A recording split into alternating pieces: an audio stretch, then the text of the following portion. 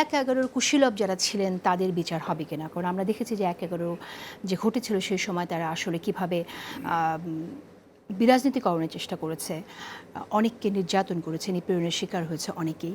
So কিন্তু পেছনে যারা ছিল ১-১১ তাদের যদি বিচার না হয় তাহলে ইতিহাসে এরকম ঘটনা যে পুনরাবৃত্তি ঘটবে না তার তো কোনো গ্যারান্টি দেওয়া যায় না। আমি আপনার কাছ থেকে প্রথমে শুনতে চাই গোলাম মাওলানা, আপনার কাছে কী মনে হয়? এই প্রসঙ্গটা সামনে আসলো তখনই যখন আমরা দেখলাম যে অবসরপ্রাপ্ত লেফটেন্যান্ট জেনারেল মাসুদকে যখন গ্রেফতার করা হলো, যদিও তাকে অন্য একটি মামলায় গ্রেফতার করা হয়েছে।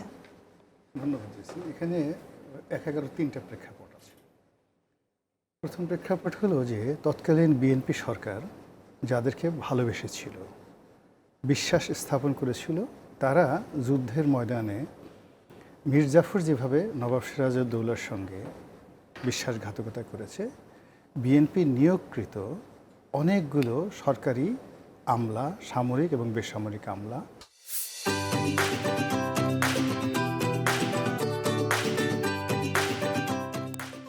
এবং তাদের যারা পোষ্য ৫টা বছর বিএনপির যারা সুযোগ সুবিধা নিয়েছে, এই পুরো একটা চেইন তারা ওদের সঙ্গে মীর জাফর, মীর মদন এদের মতো করে বেইমানি করেছে।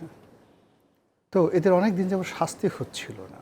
শাস্তি না হওয়ার কারণে অনেক মানুষ বলতেছিল তাহলে কি পৃথিবীতে আল্লাহর আর নেই, কেন এরকম হচ্ছে? এর কারণ হলো যখন এই ধরনের কোনো ঘটনা ঘটে, তারেক রহমান সাহেব, কোকো সাহেব বা বেগম জিয়া তাদের বিরুদ্ধে অনেকের অভিযোগ থাকতে পারে, বিচার হতে পারে, সেটা প্রচলিতভাবে, কিন্তু নিজের যারা লোকজন, একেবারে ঘরের যারা লোকজন, তারা যে বেইমানিটা করেছে 1/11-এর সময়টিতে, এটা আসলে আমাদের প্রকৃতি সহ্য করে না। তো অনেকে আশা করতেছিল যে এরা কেউ মন্ত্রী হচ্ছে, কেউ এমপি হচ্ছে, বুক ফুলিয়ে ঘুরে বেড়াচ্ছে, এইভাবে কি সারা জীবন চলবে কিনা।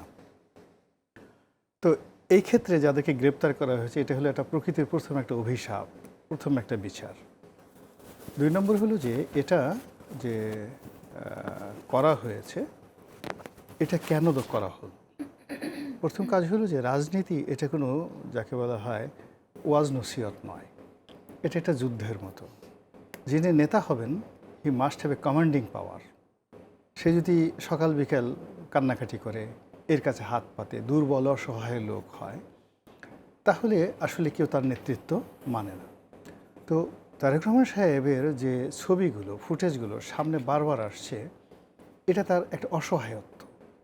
তাকে নির্যাতন করা হয়েছে, জুলুম করা হয়েছে, তার মায়ের প্রতি জুলুম করা হয়েছে, তার যাকে বলা হয় ভাইকে মেরে ফেলা হয়েছে। এই জিনিসগুলো একটা ন্যারেটিভ যে সমাজে চলছে, এটাকে সবাই ধরে নিয়েছে যে তার ক্ষমতা ছিল না, সে অসহায় হয়ে পড়েছিল, তাই এটা তাকে ভোগ করতে হয়েছে। এখন তার ক্ষমতা আছে, ক্ষমতা থাকার পরে ওই জিনিসগুলো যদি সে, যাকে বলা হয়, প্রতিশোধ নিতে না পারে, বিচার করতে না পারে, লোকজন ধরবে যে এ একটা অসহায় লোক, এ তার নিজের পিঠ বাঁচাতে পারে না, এ তার নিজে যাকে মারছে তার বিরুদ্ধে সে ব্যবস্থা নিতে পারে না, সে আমাকে কি করবে, আমি তো তার নেতৃত্বে নিরাপদ নয়। এজন্য রাজা, বাদশাহ, সেনাপতি যারা আছেন তাদের মধ্যে প্রতিশোধ গ্রহণ করার ক্ষমতা প্রবল থাকতে হয়। দুনিয়া যে যাই বলুক না কেন, এটা একজন ক্ষমতাধর লোকের সবচেয়ে বড় ক্ষমতা। তো ক্ষমতার যদি সে সেটা প্রয়োগ না করে, তখন কেউ তাকে মনে করে আমার শ্যালক, এ আমার দুলাভাই, এ আমার কাজের লোক, ইত্যাদি ইত্যাদি, ওইভাবে রাষ্ট্র ক্ষমতাকে ওইভাবে ব্যবহার করে। এজন্য এই মুহূর্তে তারেক রহমান সাহেবের যে, আমরা এখানে একটি কথা বলি, আপনি প্রতিশোধ শব্দটি ব্যবহার করছেন, তো কিন্তু আমরা তো বলি যে প্রতিশোধ রাজনীতিতে, এটা আমরা প্রতিশোধ দেখতে চাই না, কিন্তু আমরা দেখতে চাই বিচার, এবং তাও সুবিচার। তারা যে অপরাধটা করেছে, আমি রাজনীতির দর্শন বলছি, আমি তারেক রহমান সাহেবের কথা বলছি না। এটা শেখ হাসিনার জন্য প্রযোজ্য, আমার জন্য প্রযোজ্য, জুলিয়া শেজারের জন্য প্রযোজ্য। যার মধ্যে এই ক্ষমতা না থাকে তাকে কেউ মান্য করবে না। এখন তারেক রহমান সাহেব কেন কী কাজ করেছেন এটা তার ব্যক্তিগত বিষয়, আমি পলিটিক্যাল ফিলসফি বলছি। থার্ড যেটা আছে সেটা হলো যে যখন আপনি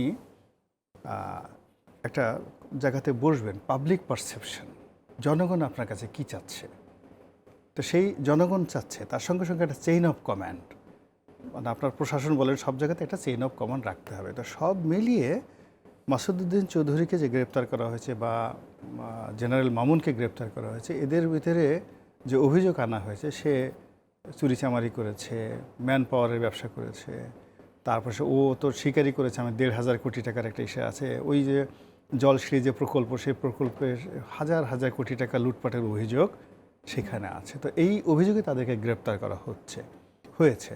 কিন্তু জনগণ কি বলছে? জনগণ বলছে ওতে হবে না, ওদেরকে ওই মামলায় গ্রেপ্তার করতে হবে, তার সঙ্গে সঙ্গে 111-এর সময় তারা যে কুশীলভ ছিল সেই বিচারটাও তাদেরকে করতে হবে। এবং জনগণ আরও যেটা বলছে যে they are not the mastermind, they are just ওই হাত চালিয়েছে, মানে তারা কাজটা করেছে, কিন্তু এর পেছনে যে সমস্ত কুশীলভ ছিল, মাস্টার মাইন্ড ছিল, অন্যান্য যারা ছিল, তাদের সবাইকে এই সময়টাতে এই 111-এর সাথে বিচার করতে হবে। এর কারণ হলো বাংলাদেশে যাতে আরেকটি 111 না আসে এবং এই ধরনের কর্ম করার দুঃসাহস যেন কোনো মানুষের না হয়।